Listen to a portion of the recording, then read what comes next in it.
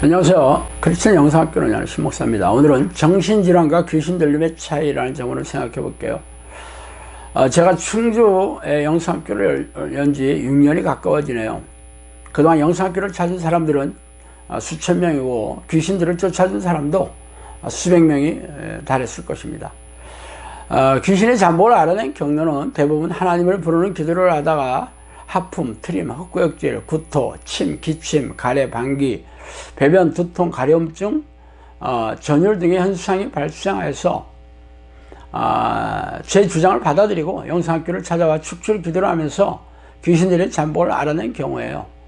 또한 성령께서 저에게 정신질환이 거의 대부분이 귀신들의 소행이라고 말씀하신 것을 의지하여 정신질환 환자들이 축출 기도를 통해 이 문제를 해결할 수 있다는 희망을 품고 영상학교를 찾아와서 축출 기도를 받으면서 기도 훈련을 통해 귀신들의 증상이 드러난 경우죠.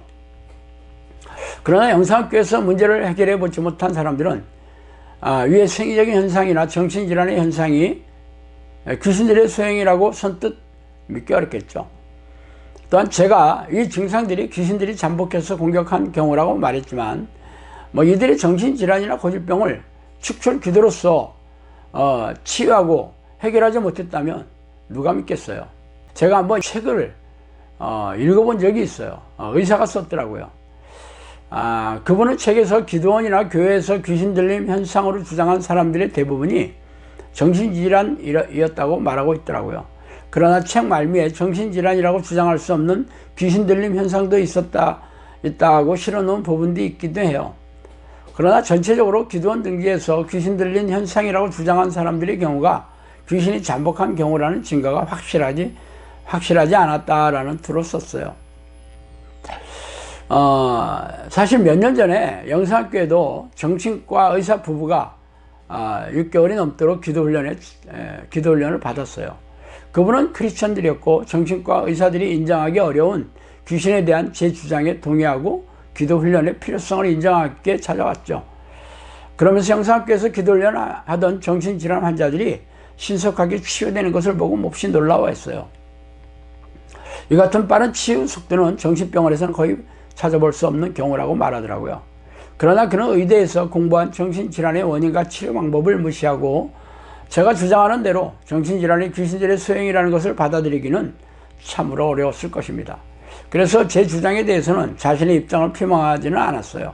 그러나 그가 근무하는 정신병원에서 크리스천 환자들에게 제가 훈련시키는 기도 방식을 말해주고 있다고 권면하고 있다고 말하더라고요.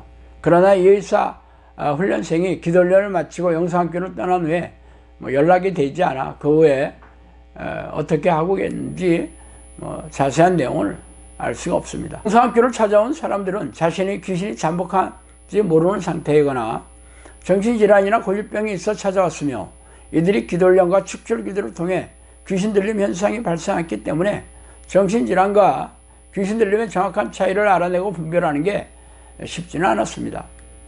그러나 최근에 정신질환이 아니라 귀신 들림 현상만을 드러내는 분이 찾아와서 그동안 제가 궁금해하던 내용을 확인할 수 있는 그런 기회를 맡게 되었어요.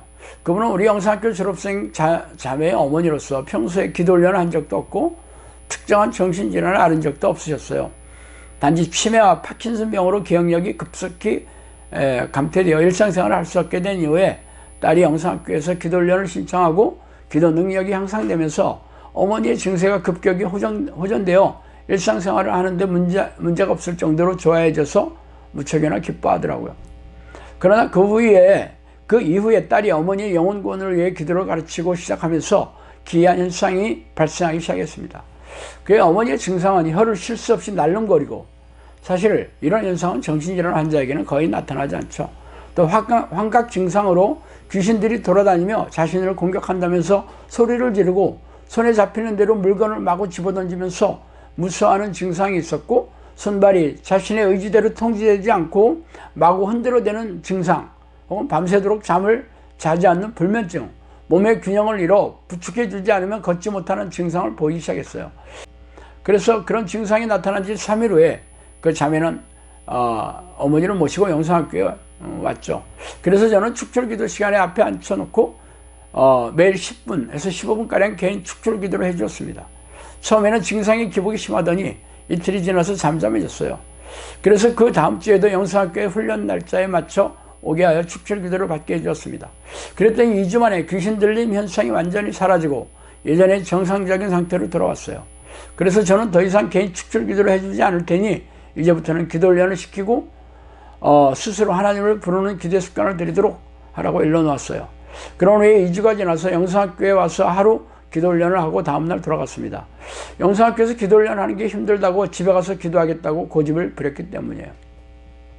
그러나 그 어머니는 스스로 기도를 거의 하지 않았습니다.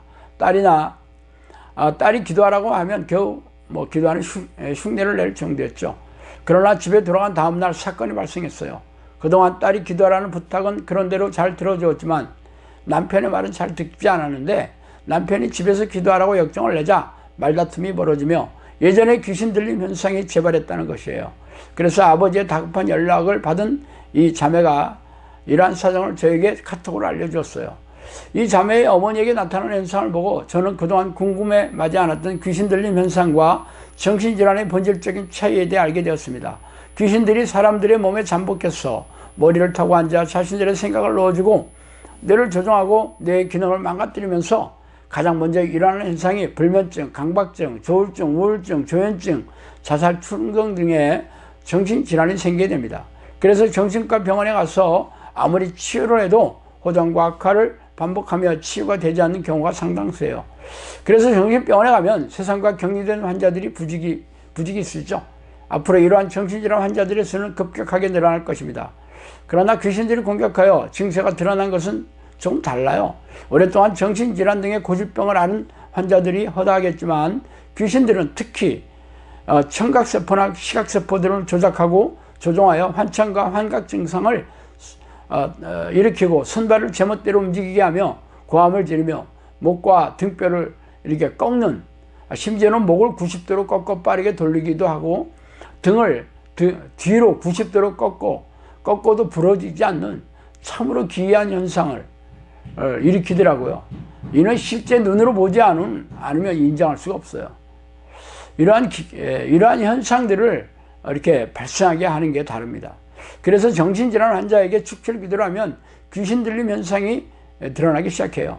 그러나 이미 정신질환으로 발생했다고 생각할 수 있기 때문에 의사들이나 세상 사람들은 귀신 들림 현상을 받아들이지 못하고 인정하지 못하는 이유가 됩니다. 그래서 최근 제가 겪은 현상을 바탕으로 정신질환과 귀신 들린 현상의 차이를 이렇게 말씀드리는 것이에요.